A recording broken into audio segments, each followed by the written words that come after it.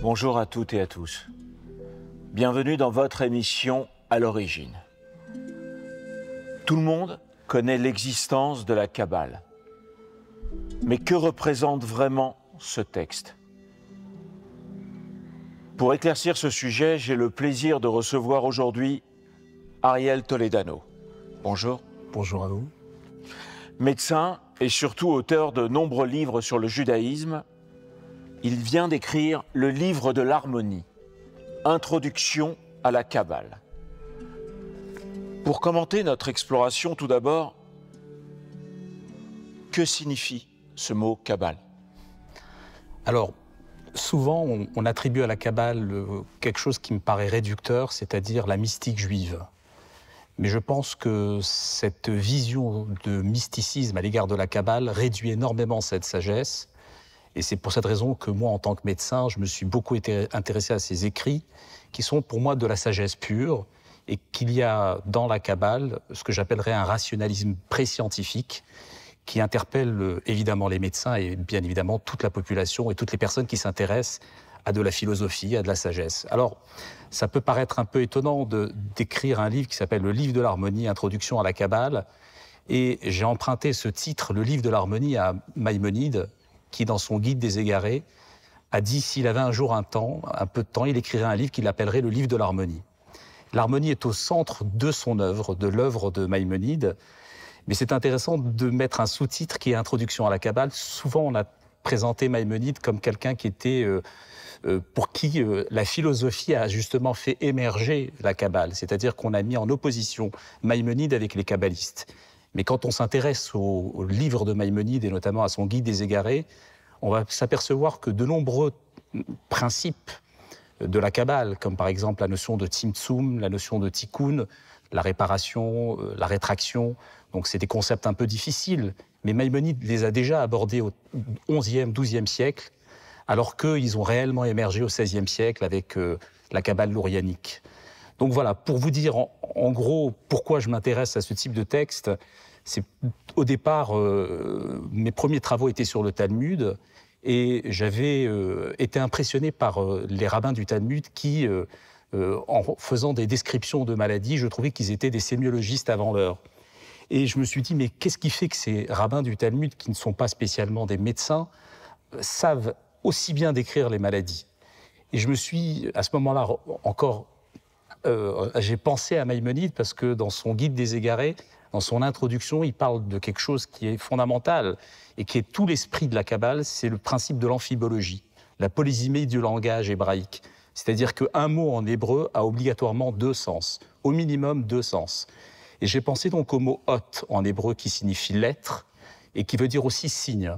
Et je me suis dit, si les rabbins savent parfaitement décrire les signes des maladies, c'est-à-dire analyser les corps avec autant d'attention, c'est-à-dire qu'ils pratiquent ce que j'appelle de l'exégèse des corps, ils appliquent les méthodes de l'exégèse des textes. Et donc, j'ai fait cette première comparaison entre la médecine et la Kabbale. La Kabbale, c'est dévoiler ce que les textes cachent, et la médecine, c'est dévoiler ce que les corps cachent. Ça, c'est pour moi cette première réflexion sur la médecine et sur la Kabbale. On peut aller plus loin, si vous le souhaitez. Bien sûr, c'est très intéressant, justement parce que tout d'un coup, on touche qu'à l'humain. Et par votre double activité qui est celle d'écrire et celle de soigner, quelle est l'origine de la Kabbale? On dit que Dieu l'aurait donnée en même temps que la loi écrite à Moïse sur le mont Sinaï. Alors, on peut évidemment, vous savez qu'il y a deux types de Torah. On dit qu'il y a la Torah orale et la Torah écrite, et que la Kabbale a surtout émergé à partir du XIIIe siècle, comme on le disait. Mais tous ceux qui ont inspiré la Kabbale, c'est pour ça que, vous savez, souvent on fait des différences entre les talmudistes et les kabbalistes. Pour moi, quand on lit un texte du Talmud, on va s'apercevoir que dans ces textes-là, il y a tous les principes de la Kabbale qui sont évoqués. Ces rabbins, qui sont également ceux qui sont cités dans le Talmud, sont aussi des kabbalistes. Donc il n'y a pas de dissociation à faire entre le Talmud et la Kabbale. Tous ces textes-là représentent la loi orale. Alors c'est vrai qu'aujourd'hui on fait cette distinction, mais il n'y a pas de raison de le faire. Beaucoup de rabbins talmudistes étaient en même temps des kabbalistes et inversement. Donc voilà, donc c'est une Ce qui m'attache à ces textes-là, c'est de montrer qu'en fait, dans la Kabbale, il y a plus de rationalisme qu'on a tendance à le présenter comme une forme de mysticisme, de sagesse un peu ésotérique, ce qui n'est absolument pas le cas de manière prépondérante. Vous savez qu'il y a des milliers de textes sur la Kabbale. Les plus importants, alors celui qui est le texte fondateur de la Kabbale, c'est le texte du Zohar, qui a été inspiré par Rabbi Shimon Bar Yochai. Mais ce qui est intéressant, et c'est pour cette raison que j'ai mis en avant la notion d'harmonie, et c'est pour cette raison que j'avais envie de mettre le concept de l'harmonie autour de la Kabbale, parce que tout ce qui tourne autour de la Kabbale, c'est l'harmonie. Arriver à une harmonie. Alors c'est vrai que je l'ai développé dans mon livre à travers une harmonie cosmique, à travers, en tant que médecin, une harmonie corporelle, à travers la notion de conscience. Et pour revenir justement à l'harmonie corporelle, je dirais que dans les textes de la Kabbale, tout est fait pour qu'on trouve ce qui fonde la santé du corps, c'est-à-dire l'harmonie du corps. Et vous savez, ça a été développé par des grands physiologistes comme Claude Bernard au XIXe siècle. Il a parlé de la notion d'homéostasie, c'est-à-dire l'harmonie intérieure du corps. Et qu'est-ce qui crée la pathologie? C'est quand cette harmonie n'existe plus. Et au travers de la conscience, on voit aussi que ce qui est important, c'est d'avoir cette harmonie entre le conscient et également l'expression organique, matérielle des choses. C'est-à-dire l'inconscience? Et évidemment. Alors, ce qui différencie les kabbalistes et les scientifiques par rapport à cela, c'est que les scientifiques estiment qu'à travers toutes les neurosciences, la subjectivité, on arrivera un jour à mieux comprendre le fonctionnement du cerveau. On n'y est absolument pas. Mais ils pensent qu'on y arrivera. C'est-à-dire qu'on arrivera à comprendre totalement le cerveau. On est au balbutiement aujourd'hui, mais vous voyez bien déjà les progrès qu'on a fait en termes de neurosciences.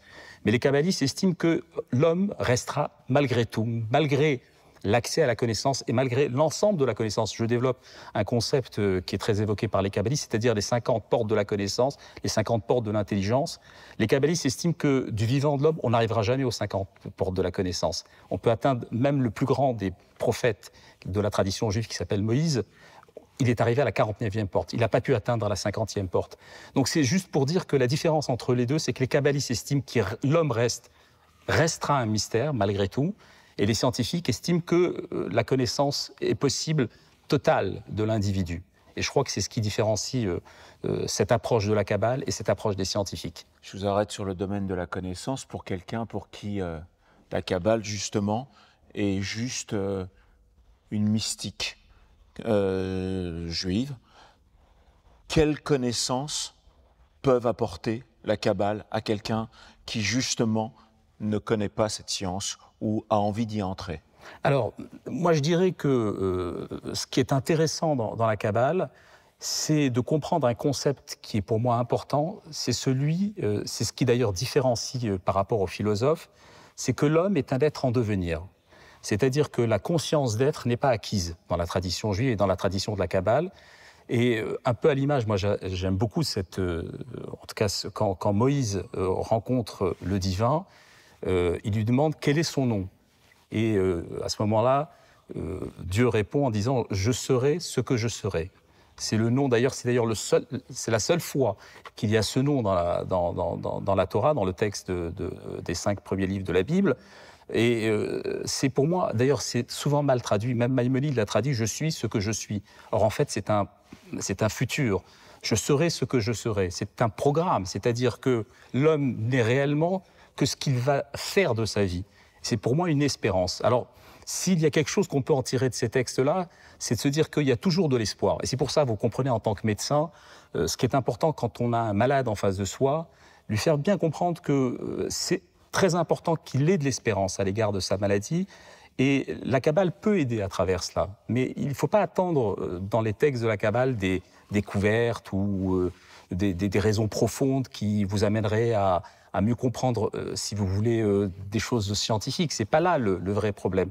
Ce qui est très intéressant, c'est la sérénité que ces textes vous apportent en essayant de mieux comprendre le sens de votre existence. Pour moi qui suis très intéressé, qui étudie depuis de nombreuses années la Kabbale, la numérologie ou même la guématria, tout à fait. Donc la science des chiffres et d'analyser les lettres avec les chiffres, on dit sur la Kabbale que avant 40 ans, qui entre dans les chiffres s'embourbe. Ça veut dire pour vous que il faut avoir une forme de maturité avant de pouvoir se lancer dans l'étude de ces textes, de connaissances et de Kabbale? Alors je crois qu'en fait, c'est peut-être pas qu'une question de maturité, c'est que, en fait, alors ça dépend de chaque individu, mais quand on se pose des questions sur le sens à donner à sa vie, peut-être qu'il faut avoir une forme de maturité. Moi, je sais qu'en tant que soignant, je me pose souvent la question de savoir, voilà, quel est l'objectif des soins que l'on apporte à ces malades. Mais donc, cette maturité, vous pouvez l'avoir très jeune. D'ailleurs, la plupart des kabbalistes sont morts avant 40 ans. Donc, vous voyez des grands kabbalistes. Donc, cette maturité, ils l'avaient bien avant. Donc, c'est une histoire de maturité, mais pour en revenir aux chiffres, vous savez, dans la Kabbale, il y a des modalités d'être qu'on appelle les séphirotes. On ne va pas rentrer dans le détail, mais peut-être à l'occasion d'autres émissions. Et ce qui se rapporte à l'harmonie dans la Kabbale, c'est le chiffre 6, c'est-à-dire la notion de Tiferet. Et cette notion de Tiferet, elle vient de la racine d'un mot hébraïque qui est PR, qui veut dire illuminé. Et ces mots, ces trois lettres qui forment le mot PR, P, Aleph, Resh, forment également le mot rapo, qui veut dire guérir. Donc trouver l'harmonie en soi, c'est une manière de guérir, c'est une manière de trouver le chemin de la guérison. Vous voyez, c'est ce genre de choses que la Kabbale vous amène à faire à travers, évidemment, des correspondances numérologiques, mais à travers des significations de ce que j'appellerais le signifiant et le signifié. Moi, je m'étais justement amusé dans un des premiers livres qui m'avaient intéressé sur la Kabbale, donc Médecine et Kabbale, dans lequel où j'avais expliqué que les terminologies hébraïques des organes peuvent donner des informations sur la physiologie de l'organe, sur le rôle anatomique de l'organe. Un peu comme par exemple, Aïn en hébreu qui veut dire l'œil, veut dire aussi source, vous donne des informations sur le fait que dans l'œil, dans le système de l'œil, il y a ce qu'on appelle l'humeur aqueuse qui est formée principalement d'eau. Et s'il n'y a plus cet équilibre hydrique dans l'œil, ça crée de la pathologie. C'est-à-dire, par exemple, un glaucome quand il y a trop d'humeur aqueuse. Donc, vous avez des informations entre le mot qui signifie l'œil et ce qu'il peut avoir comme dénomination. La chose la plus surprenante qui m'avait à l'époque très intéressé, c'est que, par exemple, ozen en hébreu veut dire évidemment l'oreille, mais veut dire aussi izoun, l'équilibre. Et ça vous donne une information, ce double sens, comme on l'évoquait tout à l'heure, équilibre et oreille, que l'oreille est aussi l'organe de l'équilibre interne. Oui. Et cette découverte n'a été faite qu'en 1917 par Robert Barani sur ses travaux sur l'oreille interne, alors que, vous voyez, ce double sens du mot hébreu vous donne une information sur l'hypothétique physiologie de l'oreille. Vous voyez, et ça amène et ça, j'ai développé ça sur quasiment tous les organes. Ça amène après des dérivés de médecine et de thématiques aujourd'hui très très importantes, comme celle d'Alfred Tomatis, à travers l'oreille et la vie. Tout à fait. Et aujourd'hui, cette thématique qui nous obsède tous, qui est l'hypersensibilité. Tout à fait. Ce qu'on écoute et ce qu'on filtre. Vous dites dans votre livre, l'identité humaine dans la tradition juive commence par un projet féminin. Alors, pouvez-vous nous expliquer cette notion, mis à part le fait de conquérir la vie de toutes les femmes grâce à ça?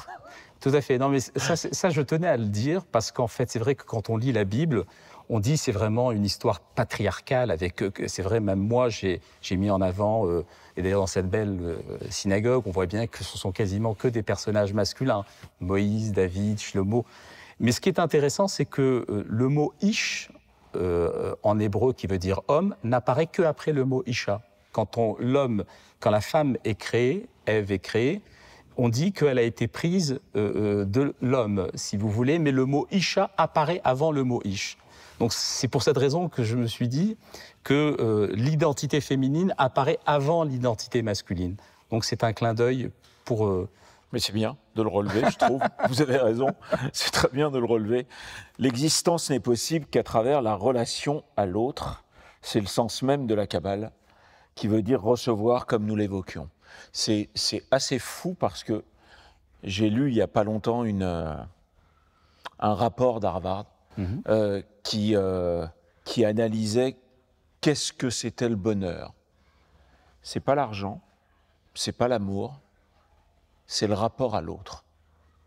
Tout à fait. C'est-à-dire qu'en fait, c'est vrai que c'est un chapitre de mon livre où je parlais du rapport à autrui. L'harmonie avec les autres, c'est tout un programme. L'harmonie, c'est-à-dire l'harmonie avec soi-même, évidemment, pour être bien avec soi-même. Mais c'est très important aussi l'harmonie avec autrui et l'harmonie avec le monde de manière générale. Mais c'est vrai qu'on n'est rien, évidemment, sans autrui. Et ce rapport de Harvard confirme aussi d'autres études qui ont été faites en neurosciences qui montrent qu'en fait, quand vous faites du bien à autrui, vous faites du bien à vous-même, avant tout. Et ce qui est intéressant, c'est j'avais été impressionné par un Rashi qui disait qu'en fait, à propos de Pharaon, on évoquait son jour anniversaire. Et le Rashi explique que en fait, Yom Houledet en hébreu veut dire, à propos justement de Pharaon, qui était une divinité en Égypte, que même Pharaon, si on a tenu à dire que c'était son jour anniversaire, c'est pour rappeler qu'en fait, on ne naît pas seul, on est grâce à l'aide d'autrui. C'est-à-dire grâce, évidemment, à la sage-femme qui va apporter les soins à la femme qui est en train d'accoucher.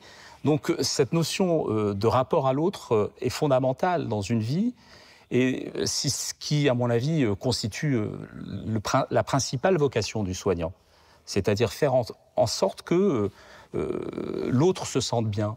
C'est-à-dire que ce qui est important dans une vie, et c'est vrai peut-être au-delà même des textes de la Kabbale, c'est l'idée même de la tradition juive, puisque vous voyez la première lettre de la Torah commence par un bet, c'est-à-dire qu'on n'évoque même pas l'existence si on n'imagine pas que l'on peut la faire à deux, avec bet qui signifie deux, vous voyez. Donc c'est vraiment très important, c'est ce qui fonde notre tradition, et évidemment les textes de la Kabbale en parlent avec beaucoup d'intérêt. Une autre notion tout à fait intéressante dans notre monde, l'impatience d'Adam à consommer le fruit de la nature. À votre avis, qu'est-ce que ça représente, ça, dans notre monde d'aujourd'hui, de cet épisode biblique ? Alors, ça, c'est vrai que ce qui est intéressant dans cet épisode-là, c'est quelque chose que j'ai déjà développé même dans cet ouvrage « Réparer les corps, réparer le monde oui. », où j'ai expliqué en fait que le monde vit de ce qu'on appelle une impatience. C'est-à-dire que Adam aurait pu, d'autres commentateurs ont dit que s'il avait attendu un petit peu, peut-être qu'il aurait largement consommé le fruit, qu'il avait cette autorisation de le faire. Mais il a été impatient de le faire. C'est toujours cette impatience à dominer les choses, à les consommer, alors qu'il aurait pu se contenter simplement de les observer. C'est cette impatience qui nous guette aujourd'hui. C'est cette maladie du tout de suite ? Évidemment.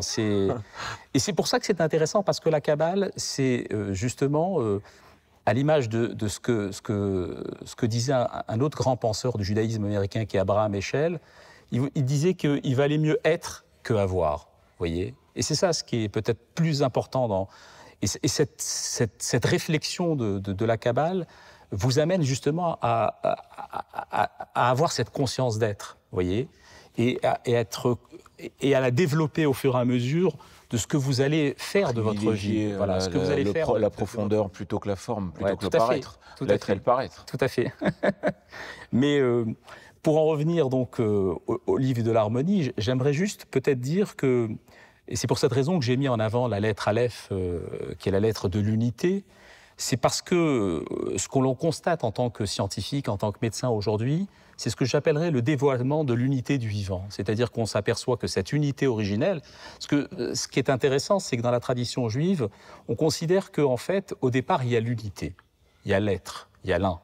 Et si justement tout le récit de la création, c'est uniquement des séparations. Dieu sépare le haut du bas, les eaux d'en haut, les eaux d'en bas. S'il y a une séparation, c'est qu'à la base, il y a une unité. Contrairement à ce que pensent les philosophes grecs, qui parlent que tout vient du néant, nous, on considère dans la tradition de la Kabbale, et de la tradition juive en général, c'est que tout ne vient pas du néant, c'est l'être qui se néantise, c'est ce qu'on appelle cette notion du tzimtzum. L'être accepte de se néantiser, c'est d'ailleurs ça la grandeur dans la tradition juive, c'est de considérer que faire en sorte d'aller à l'encontre de soi-même, c'est-à-dire que l'être absolu était présent partout et a accepté de se rétracter pour laisser l'autre éclore. Vous voyez ? C'est ça justement notre rapport à autrui. C'est de faire en sorte que la personne qui est en face de nous, vous allez faire tout pour qu'elle puisse s'éclore. C'est la vision du couple dans la tradition juive. D'ailleurs, le Aleph, c'est 1. Exactement. Donc c'est le chiffre 1, donc c'est l'autre. Ben, exactement. L'autre est même l'unité de ce que forment les deux protagonistes. Et cette unité du vivant, on l'aperçoit à travers les différentes découvertes scientifiques les plus récentes, comme par exemple, je crois que c'était François Jacob qui disait que ce qui est incroyable, c'est de penser qu'un individu aussi complexe que l'humain part à la base d'une seule cellule. N'importe quel vertébré, tout commence avec une cellule. Une cellule œuf va donner un être aussi complexe que l'individu humain. Et donc voilà cette véritable preuve de l'unité du vivant et qui se dévoile au fur et à mesure. Et toutes les découvertes les plus récentes, la découverte de l'ADN, alors on pourrait développer que l'ADN, c'est une molécule avec 4 nucléotides. Vous savez que les kabbalistes, et j'adore cette idée en fait, que vous imaginez une tradition. Je crois que c'était Béni Lévy qui disait qu'il avait été impressionné de lire que dans la Kabbale, on dit que le monde a été créé avec des lettres. Nous qui sommes des lettrés, qui adorons lire, penser que la tradition de la Kabbale dit que Dieu a créé les lettres avant le monde, c'est quand même génial. C'est incroyable de penser Mais à c'est cela. surtout ce qui est, en parlant comme ça, ce qui est complètement incroyable, c'est que d'abord, c'est des études de texte forcément incroyables. On s'aperçoit qu'on a des révélations qu'aujourd'hui, une université comme celle d'Harvard, en interviewant 30 000 personnes, arrive à ce que dit la Kabbale depuis des années. On a ce rapport à l'autre, qui est donc l'écoute, l'humanité, le un, le Echad, et on a aussi ce rapport à la nature. C'est-à-dire que la Kabbale est une grande source d'enseignement sur la nature, et sa préservation, et son respect. Et de quelle manière serait la nature, comment pourrait-on la prendre comme une invitation à l'harmonie, selon vous ? Alors j'irai même plus loin. Ce qui est très intéressant dans la Kabbale, et c'est quelque chose que l'on retrouve d'ailleurs quand je vois cette magnifique synagogue, et avec vous savez, le tétragramme divin, le Yud et Vavé. Vous savez que dans notre tradition, on ne prononce jamais le nom de Dieu. Et toute la Kabbale, c'est une réflexion autour du nom de Dieu, autour du nom divin, des 4 lettres qui forment. Et c'est pour ça que tout à l'heure, je faisais écho, parce qu'on disait que l'unité du vivant se trouve à travers l'ADN. Et l'ADN est formé de 4 nucléotides qui font écho justement à ces 4 lettres pour les kabbalistes du tétragramme. Alors pourquoi je vous dis ça ? C'est parce qu'en fait, il y a 2 noms, quand on lit le texte de la Bible, celui concernant justement le récit de la création, oui. On voit qu'il y a 2 noms de Dieu qui apparaissent. Il y a le nom Elohim, qui est celui qui est le reflet de la nature, entre guillemets, et qui est une modalité du tétragramme. Et vous avez également le nom du tétragramme, le nom de Dieu, en tout cas celui qu'on a considéré être le Shem Hamephora, c'est-à-dire le nom divin par excellence.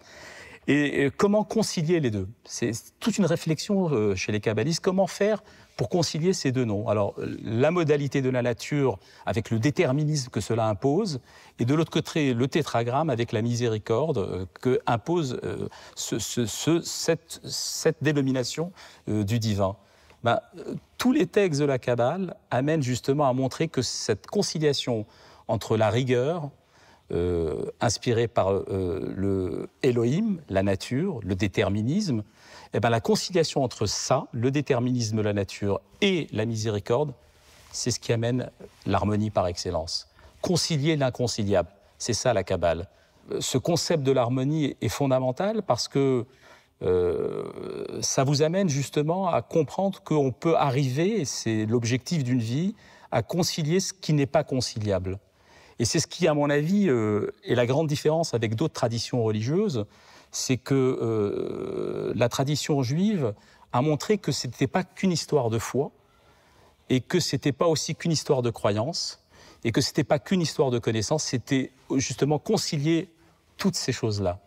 Il y a une notion très très forte de paix, quand on parle là de cohérence, d'harmonie, de nature, de paix intérieure. Tout à fait.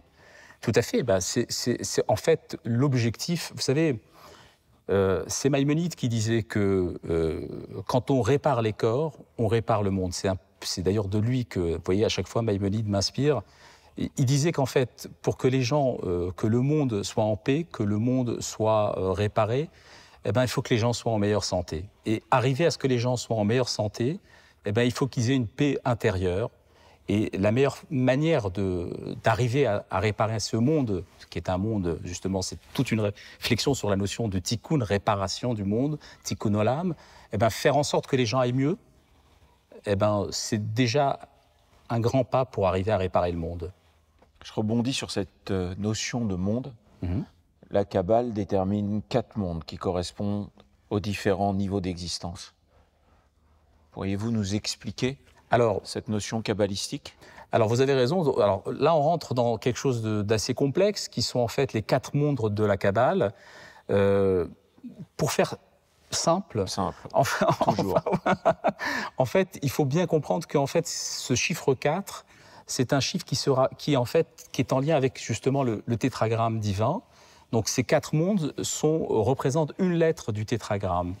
Et que, en fait, nous sommes ici dans ce que j'appellerais le monde de l'action. Et au plus haut, il y a le monde de la formation, le monde de la création, et puis le Ein Sof, c'est-à-dire le plus proche du divin. Donc, au fur et à mesure, alors on va mettre ça avec la connaissance, parce que c'est vraiment ce qui est important chez les kabbalistes, c'est d'arriver en fait à accéder à la connaissance. Mais le problème de l'humain, c'est que nous avons des voiles qui nous empêchent d'accéder à cette connaissance. Et c'est pour ça que je disais que même le plus grand des prophètes, le fait qu'il soit malgré tout un humain, Moïse, il n'a pas pu accéder totalement à la connaissance parce que la matérialité de son corps a fait que la connaissance n'était pas possible jusqu'au bout. Et c'est pour cette raison que les kabbalistes disent qu'il a atteint la 50e porte le jour où il est mort, en fait. Alors ça veut dire quoi? Ça ne veut pas dire que la connaissance est impossible, mais c'est ce qu'on disait tout à l'heure, c'est que par rapport aux scientifiques, on considère que malgré tout, le mystère de l'homme restera quand même quelque chose pour les kabbalistes de fondamental. Et ça, j'y crois. Parce que, vous savez, malgré, et je vous parle en tant que soignant, et ça c'est vraiment important, c'est une forme d'espérance. Parce que, quel que soit, je vois souvent des malades à qui on a fait des multiples examens, des scanners, alors je disais qu'on dévoilait ce que les corps cachent. Mais vous savez, malgré tout, un corps n'est pas un assemblage d'organes. Il y a des choses qu'on n'arrive pas à percer. Il y a des malades qui ont défié tout ce que la médecine pensait être pour ces gens-là totalement sans espoir. Donc c'est pour cette raison que, malgré tout, je pense que le corps reste mystérieux. Et donc voilà, c'est une forme d'espérance. L'homme reste mystérieux. Et ce mystère, c'est peut-être ce qui est la caractéristique de la singularité de l'individu et de l'espérance que nous avons en l'humain.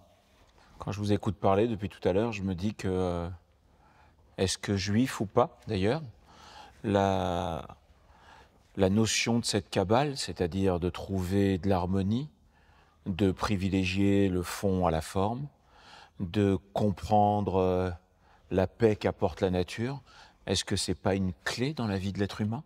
Ah ben je crois que ça dépasse évidemment les religions. Je crois que d'ailleurs l'intérêt pour toutes les formes de sagesse aujourd'hui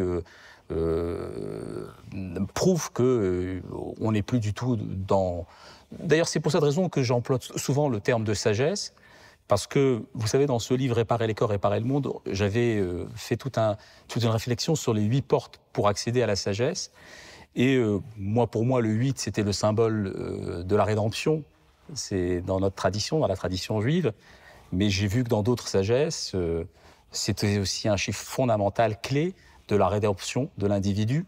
Donc je crois à une convergence des sagesses qui vous permettent de trouver une harmonie et une paix intérieure. En numérologie, le 8, c'est l'énergie, par exemple. Et elle peut être aussi violente que créatrice. C'est assez incroyable. Et si j'ai une question plus personnelle, qu'est-ce qu'elle vous apporte, la Kabbale, à vous, Ariel Toledano, dans votre quotidien? Moi, elle m'apporte... D'abord, elle m'apporte... Vous savez, quand vous êtes un soignant, vous donnez énormément aux autres. On parlait de la relation humaine, c'est fondamental. D'abord, de passer du temps avec vos patients et surtout de leur apporter du réconfort. On vit dans une médecine où on a tendance à proposer aux gens de plus en plus d'examens qui malheureusement anonymisent la relation entre le médecin et son patient. Et je trouve que c'est important pour pouvoir donner aux autres d'avoir soi-même une forme d'énergie. Et c'est cette énergie que j'ai puisée de manière générale dans les textes du Talmud, dans les textes de la Kabbale, dans les textes de la philosophie, d'ailleurs dans de nombreux textes philosophiques en général. C'est une forme d'énergie qui me permet de transmettre aux autres. Et c'est, voilà, si je me suis dit, bon ben, peut-être que déjà, si j'arrive à transmettre cette énergie et à mon petit niveau, aider des gens à dépasser ce cap, ben, on peut peut-être espérer avoir un monde meilleur. On est en train de parler d'amour, là. Ah c'est de l'amour. Absolument, mais pas que amour. Parce que, justement, c'est ce que je disais, la particularité de la Kabbale, c'est de faire l'alliance entre ce qu'on appelle l'amour, qui est lié à ce qu'on appelle, dans la tradition juive, vous savez, on a parlé du tétragramme divin, mais il y a un autre nom que les talmudistes ont appelé, c'est Hakadosh Baruch Hu, c'est-à-dire le Saint béni soit-il. Et vous voyez qu'on a tellement de dénominations du nom de Dieu, c'est assez intéressant, on pourrait développer cela. Mais le Saint béni soit-il, en fait, il y a bénédiction et sainteté, ou sacré. Et la tradition juive, c'est allier la bénédiction, l'amour, au sacré, à la transcendance. C'est allier l'immanence, transcendance, la proximité et l'éloignement. C'est ça l'harmonie. C'est pas que de l'amour, mais faire une alliance du sacré et de la bénédiction. Est-ce que, selon vous, la Kabbale est plus ancrée dans les communautés ashkénazes, donc dites de Pologne ou autres, ou séfarades du Moyen-Orient? Je dirais que la Kabbale a émergé avant tout dans le monde séfarade, c'est-à-dire au XIIIe siècle avec les grands kabbalistes donc d'Espagne. Après, elle s'est développée à Safed au XVIe siècle. Après, évidemment, le monde ashkénaze s'est intéressé à la Kabbale, mais les premiers kabbalistes sont plutôt d'origine espagnole. Et quelles que soient les origines, après, c'est peut-être une approche différente. On entend souvent une expression « être victime d'une Kabbale », en quelque sorte d'un complot. Finalement, ce texte suscite de nombreux fantasmes, alors que beaucoup de gens ignorent son sens, non? Absolument. D'ailleurs, c'est pour cette raison que, personnellement, je préfère, c'est pour éviter justement ça, que je l'orthographie avec un K plutôt qu'avec un C. Parce qu'en fait, c'est vrai que quand on pense à Kabbale, on pense justement à des... on en revient à ce que je disais au début, c'est-à-dire qu'en fait, on imagine du mysticisme, de l'ésotérisme, or en fait, ce n'est qu'une sagesse. Et vous savez, quand j'ai écrit mon premier livre qui est Médecine et Kabbale, on m'a dit, mais comment un médecin s'intéresse à la Kabbale? En fait, s'intéresser à la Kabbale, c'est s'intéresser à la vie. Et un médecin s'intéresse au sens de la vie. Quand on parle avec des patients, justement, malheureusement, qui parfois sont des patients atteints de maladies très graves, et si on n'est pas capable de parler de sagesse, vous savez, c'est Maïmonide qui disait que pour être en bonne santé, il faut avoir conscience que ce qui est important, c'est pas simplement de se contenter de penser une plaie d'un individu, c'est de libérer son esprit. Et qu'est-ce qu'il disait? Comment libérer les esprits de ses patients? Il fallait leur donner des réflexions soit philosophiques, si c'était des gens athées ou qui n'avaient pas de conscience religieuse, et si c'était des gens qui avaient une conscience religieuse, leur parler de religion. Donc, vous voyez, c'était quand même quasiment 6-7 siècles avant l'arrivée de Freud. Donc, c'est pour vous dire qu'il avait compris que pour être en bonne santé, il fallait trouver cet équilibre entre le corps et l'esprit. Abraham Aboulafia est l'une des personnalités les plus connues de la Kabbale. Sa démarche à lui était totalement mystique, ce qui a beaucoup dérangé des courants orthodoxes et l'a obligé à fuir à Malte. Quelle est la différence qu'on peut avoir dans des visions de la Kabbale? Alors, Abraham Aboulafia, c'est un mystique, vous avez parfaitement raison, mais c'est un cas particulier. C'est pas... C'est ce qui m'intéresse. Ah oui, oui. Alors, c'est pour ça que d'ailleurs, il est très intéressant parce que Aboulafia considérait que Maïmonide était son maître. Donc, voilà. Comme vous adorez Maïmonide, tout va bien. Donc, voilà. Donc, moi, ça me... Voilà, mais c'est un personnage qui est vraiment le mystique par excellence. j'ai été beaucoup plus personnellement intéressé par des textes comme le Sefer HaYetzira, c'est-à-dire le livre de la formation, le livre de la création, ou le Sefer HaBaïr, le livre de la clarté, qui sont des livres qui ont été traduits en français, et très bien traduits avec le texte en hébreu. Donc ces textes-là, quand on les lit, on a beaucoup plus à faire, non pas du mysticisme, à des descriptions ésotériques de parcours mystiques. Et là, on a affaire plutôt à des réflexions sur le sens de la vie, sur une sagesse en elle-même, et ainsi que d'ailleurs dans le texte du Zohar, quand on voit les commentaires du Zohar à travers les textes de la Genèse ou d'autres textes des 5 livres de la Torah, on est vraiment dans de la sagesse pure, non pas dans des parcours mystiques que vous retrouvez dans d'autres religions, si vous voulez. On est assez pudique dans la tradition juive, c'est-à-dire que le mysticisme, c'est exprimer un amour au divin, et dans la tradition, c'est pas une tradition qui l'exprime de manière très ouverte. Tout est voilé. C'est peut-être là-dessus que la Kabbale est intéressante, parce qu'on est plus dans le dévoilement de choses qui vous amènent justement à essayer de comprendre quelle est notre relation à l'absolu, vous voyez. Et je rebondis là-dessus d'ailleurs, est-ce que la Kabbale permettrait d'éclairer de façon très personnelle et très universelle en même temps les secrets de la vie pour un être humain, de retrouver son unité, son sens, pour une meilleure compréhension de soi et de son rapport aux autres? Ah, je crois évidemment. C'est quelque chose que l'on retrouve dans plusieurs de ces textes. Par rapport à ce que je vous disais, est-ce que nous sommes vraiment libres dans notre quotidien, où nous sommes déterminés dans notre existence? Ça, ce sont des thèmes très récurrents dans les textes de la Kabbale, mais il est évident que ça vous amène à réfléchir et à faire votre chemin dans votre vie. Quels sont les principaux domaines de la vie dont les textes de la Kabbale parlent? Je dirais que tout est abordé dans la Kabbale. Toute la réflexion, moi j'ai développé autour du concept de l'harmonie, parce que j'avais envie de trouver qu'il y avait une forme de rationalisme dans ces textes-là, mais vous allez trouver toute forme de réflexion. Ceux qui m'ont inspiré, c'était évidemment ceux qui étaient liés à la médecine. Vous savez, à propos de la Kabbale, quand je disais qu'il fallait concilier l'inconciliable, il y a quelque chose qui est étonnant dans le corps humain, c'est de voir ce qu'on appelle la conciliation entre la stabilité et le renouvellement. C'est-à-dire que nous avons dans notre corps des millions de cellules qui se renouvellent, et en même temps, il y a une stabilité des formes. Comment expliquer cela? Et j'ai trouvé un texte, en tout cas dans la Kabbale, et qui est utilisé d'ailleurs à propos des grands personnages bibliques qui sont ornés dans cette enceinte. On dit David Melech Chai Israël, Israël Chai Vekayam. Chai, ça veut dire vivant, et Kayam, ça veut dire persistant. C'est étonnant comme réflexion. Comment être vivant, qui est le symbole du renouvellement, et persistant, qui est le symbole de l'éternité. Ça ne veut pas dire grand-chose. Mais à la Kabbale, c'est ça. C'est justement montrer, à l'image de l'humain, que l'humain, il y a une stabilité des formes, mais il y a un renouvellement permanent.